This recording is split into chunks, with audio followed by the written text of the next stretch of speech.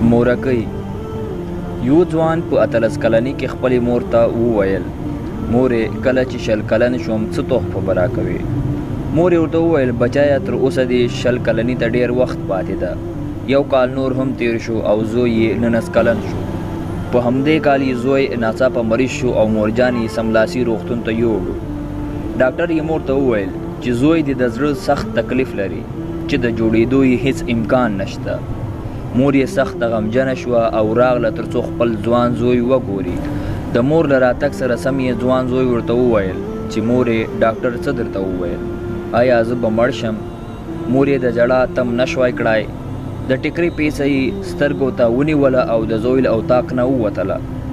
د کال په وروستیو کې چې زوی یې 20 کلنۍ ته رسېدلی و روغ رمټ له روغتون څخه رخصت شو چې ټول رنځ یې ختم شوی و. کله چې کور ته ورسېده ناڅاپه یې په یوه لیک سترګې ولګېدې چې د مور لخوا ورته لیکل شوی و، خو مور یې په دې نړۍ کې نه وه. په خط کې داسې لیکل شوي و زویه دا همهغه ورځ ده چې راته ویلی دي وو کله چې 20 کلن شم څه تحفه به راکوې.